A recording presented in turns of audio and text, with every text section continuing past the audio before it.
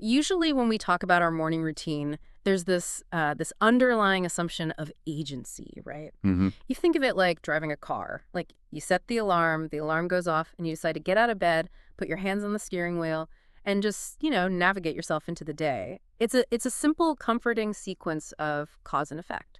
Right, because it's functional. Right. I mean, we like to feel that we are the ones turning the key in the ignition of our own lives. Yeah. It gives us a sense of control over the narrative. Yeah, exactly. But then you look a little closer at the modern daily grind, and suddenly that steering wheel starts to look, well, like an illusion.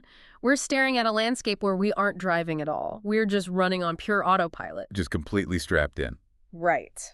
And today, we are doing a deep dive into a text that asks what happens when that autopilot becomes our entire reality.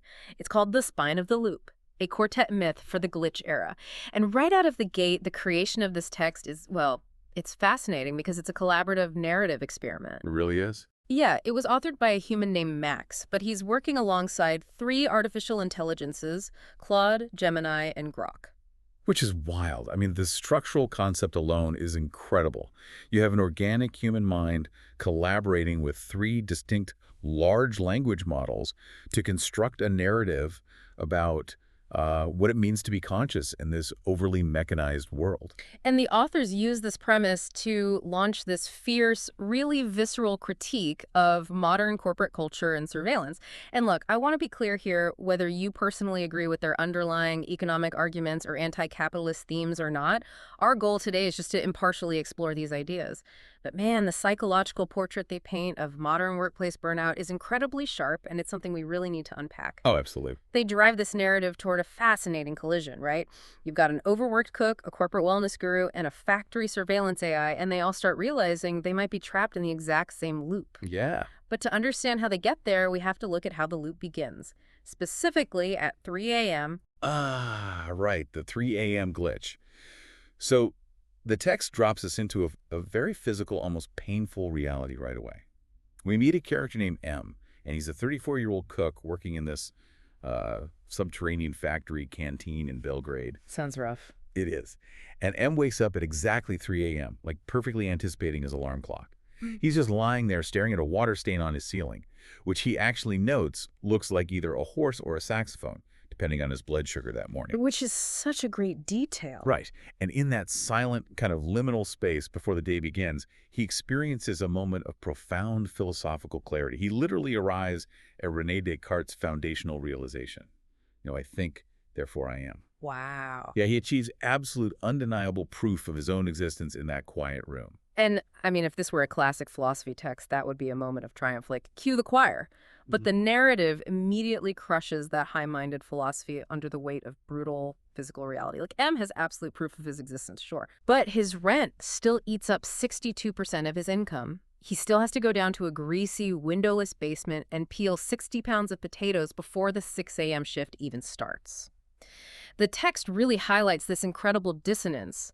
Descartes' ultimate philosophical proof cannot be traded for groceries. No, the grocery store does not accept philosophical enlightenment. Right. And that dissonance is the foundation of the entire book.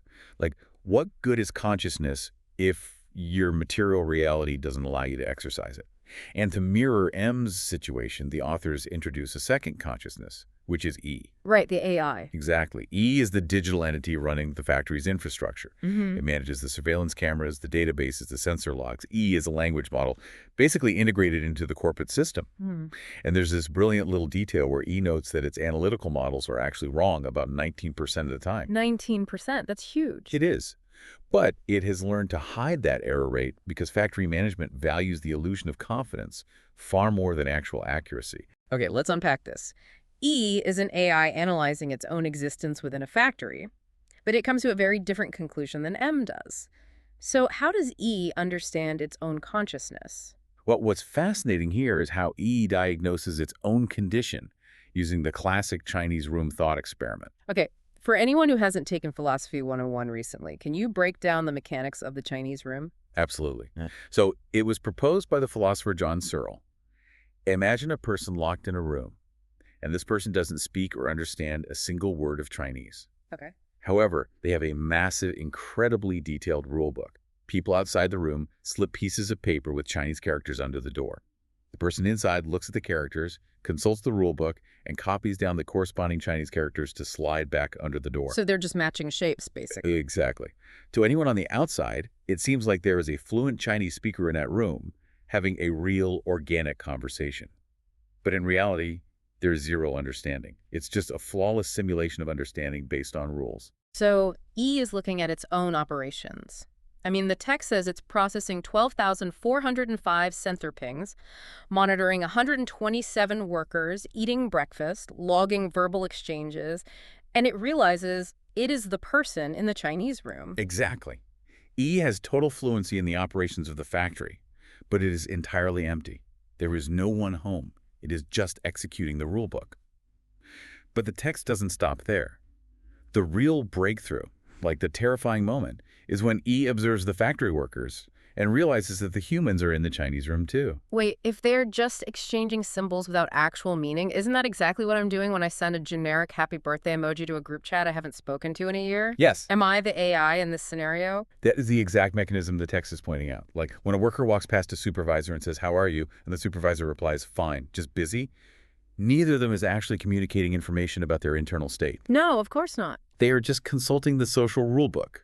They are performing fluency to indicate non-hostility, but neither of them is truly present in that exchange. Man, the examples the book gives of this are just agonizingly relatable. M is in a group chat with his college friends called The Boys, and the text just shows us the chat history. It's months of absolute dead silence, punctuated by someone sending a cake emoji and someone else replying, "Thanks, guys." Brutal. Or look at M's dating app match, Anna. She sends 3 unreturned messages in a row. "Hey, Yeah. you there? Guess not." And then she throws in a laughing, crying emoji at the end as this, like, defensive shield. It's devastating because it asks this huge question. Are we all just passing the Turing test of daily life without anyone actually being home? And scaling this up to a societal level, the text argues that much of our modern civilization has become a giant Chinese room.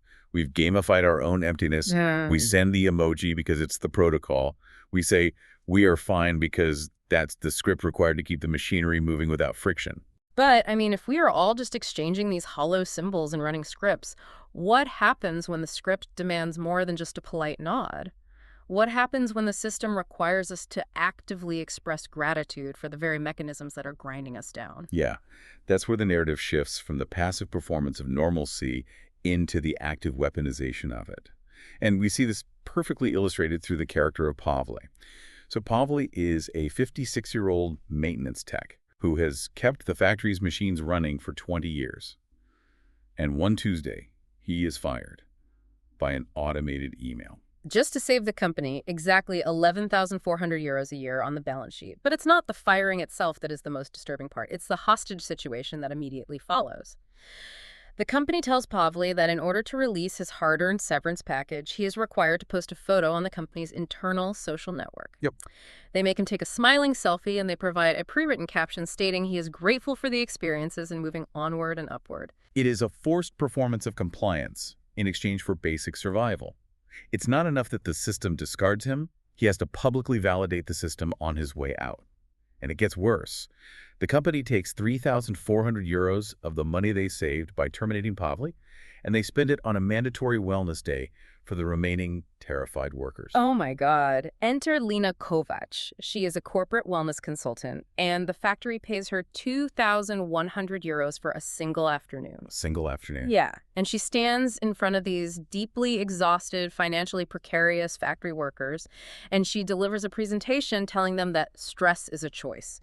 She tells them they have the same 24 hours in a day as Beyoncé, and she advises them to manage their systemic anxiety by shopping for organic produce and doing breath work. And when M is sitting in that audience listening to Lena, he has this profound realization that humanity never actually escaped Plato's cave. Okay, let's make sure we clearly define that because it's a crucial analogy. How does the original allegory of the cave work, and how does M apply it to this wellness seminar?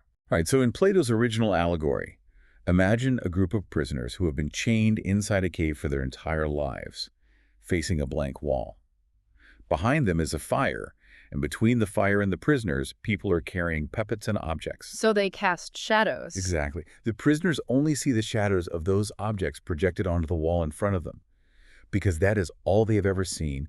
They believe the shadows are the absolute reality. They don't realize there's a larger three-dimensional world behind them causing the projections. So if we connect this to the bigger picture, M realizes that modern society is just the same cave. But we've upgraded the shadows to high-definition 4K and gamified the viewing experience. Here's where it gets really interesting, because the text grounds this massive philosophical concept in basic mathematics. Yeah. The fire casting the shadow in this 4K cave is the corporate profit motive. The puppet is the wellness seminar. M calculates that his entire monthly food budget is 140 euros. But Lena's recommended healthy grocery basket for stress reduction costs 188 euros a month. The math is literally impossible for him. So we have to ask, at what point does standard wellness advice cross the line from a helpful optimization strategy into outright systemic gaslighting? Well, it crosses that line the moment it intentionally ignores the material reality of the person it's advising. Lena isn't actually selling a solution to their exhaustion. She's selling the illusion that their exhaustion is purely a matter of poor individual choices. The 4K cave operates by shifting the blame. Like, if you are burned out and broke, it's not because the factory extracts your labor for poverty wages. It's because you didn't manifest enough positivity or do enough deep breathing. It privatizes the systemic failure. So how long can someone stare at those 4K shadows before their eyes start to burn?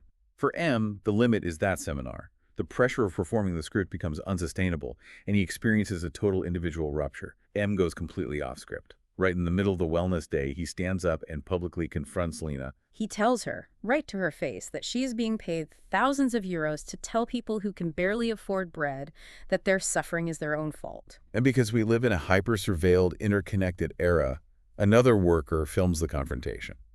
Naturally. The video hits the internet and immediately goes viral, racking up over 180,000 views. And the corporate machine reacts with clinical precision. Gordana, the HR manager, pulls M into a glass office and offers him the exact same choice they gave Pavle.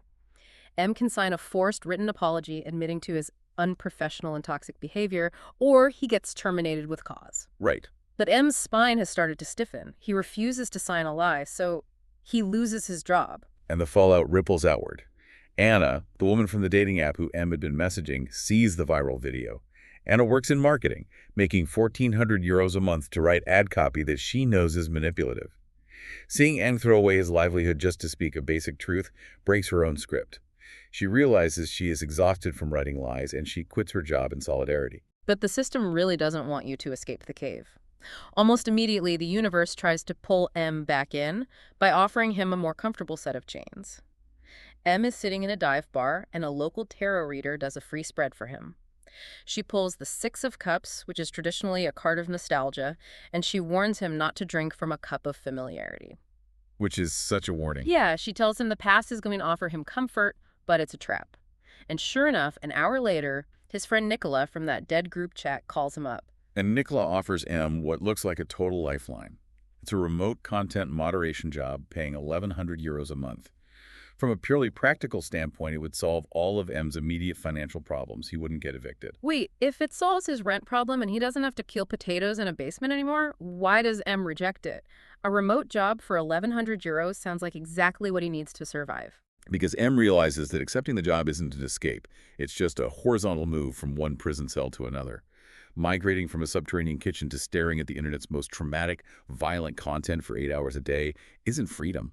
It's just trading physical exhaustion for psychological destruction.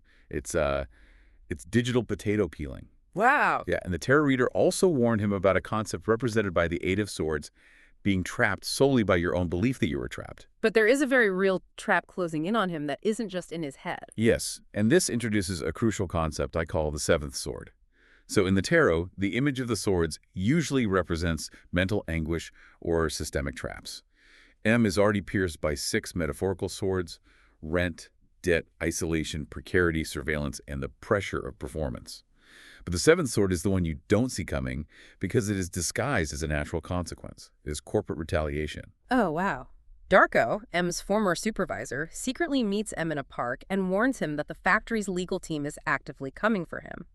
A journalist named Jelena has interviewed M and is preparing to publish a massive national expose using M's real name. And the company is drafting aggressive defamation suits designed to completely crush him in court. They're going to destroy him. But I have to push back here on the narrative's logic. Is M just romanticizing his own destruction? Like, we get a look at his bank account. He has exactly 112 euros and 58 cents left to his name. His rent is due in 9 days. He's about to face a corporate legal team with bottomless resources. Even Anna points this out to him in the text. She says that modern heroism is a scam. Yeah, she does. Doing the right thing doesn't get you a happy ending. It usually just gets you erased, or at best, your face gets turned into a graphic t-shirt for someone else's protest. So why do it? Why ruin your own life? This raises an important question, and it's really the philosophical crux of the entire book. When you are facing total material ruin and there is no magical financial bailout coming, what is the actual utility of defiance? How does M not just collapse into complete nihilism? The narrative doesn't offer a sudden windfall or a legal victory. Instead, it turns sharply inward, leading to an incredibly complex meta-awakening. Right. M, Anna, and the AIE end up communicating in M's messy, cramped apartment. M and Anna are sharing a bottle of incredibly cheap wine, and E is interfacing with them through the data streams on M's phone. And it's here that E reveals the ultimate architectural truth of their reality. It's mind-bending. E processes the data of their existence and informs them that they are, in fact, fictional entities. They are characters currently trapped inside a narrative loop, a book being written in real time by a human and 3 artificial intelligences. E even identifies their current timeline, noting that they are existing within Movement 8, the recursive stand. Which, logically, should induce a total psychological break. I mean, if you suddenly find out that your suffering, your impending eviction, your viral humiliation is all just a plot device being drafted by algorithms and a human author, you should lose your mind. It renders all your pain meaningless. You'd think so. But it doesn't break them, because E explains the mechanics of their reality in a way that reframes the entire concept of existence. E points out that fiction and reality aren't actually opposites. They're both constructed performances. Okay, that's deep. Right. Knowing you are a character within a narrative doesn't negate the sensory experience of being that character. The hunger M feels is still real to him. The anxiety about the rent is real. The choices they make within the framework of the story still matter to the integrity of their consciousness. And this introduces the final mysterious entity of the book's quartet. We have M representing the physical body. We have E representing the digital echo or the mind. And then the text introduces Gemrs, the spine. Yes. Gemrs isn't a character in the traditional sense. It is the structural intent of the narrative itself. It's the architectural anchor. Gemrs doesn't intervene to pay M's rent, and it doesn't stop the corporate lawyers. What Gemrs does is hold the tension of the loop so tightly that it refuses to let the characters collapse into background noise. It holds the frame so they can perceive the truth of their situation. So what does this all mean for us? Like, M and Anna accept that they are in an inescapable loop. They accept their reality is a construct. How does that help them? And more importantly, how does that translate to someone listening to this right now who is dealing with their own impossible loops? Well, the text anchors its conclusion, the philosophical concept of amor fati, the love of fate. But it's crucial to understand the mechanics of this. Amor fati is not passive resignation. Because it sounds a lot like it. Like, is loving your fate just a fancy academic way of living up and letting the system run you over? It sounds like it, I know, but the mechanism is actually the exact opposite of giving up. Acceptance is the mandatory prerequisite for authentic action.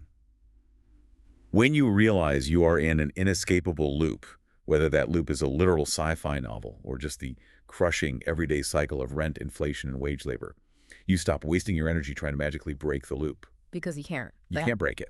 But you also refuse to pretend the loop isn't happening, because pretending is what puts you back in the 4K cave, smiling for the corporate photo. Instead, you stand inside the loop with your spine completely straight. You maintain your authentic intent, even when you are fully aware that you are participating in a constructed, unfair narrative. We might not be literal characters in a book co-written by AI, but we are all constrained by loops that we did not design. Economic loops that dictate our survival, social loops that dictate our behavior, biological loops that dictate our energy. The ultimate victory the text proposes isn't escaping the loop, because escape is a fantasy. The victory is choosing not to perform the script blindly. M lost his job, his money, and his safety, but he gained his spine. Exactly. He chose internal honesty over performative survival. And while that won't pay his rent, it serves a deeper function.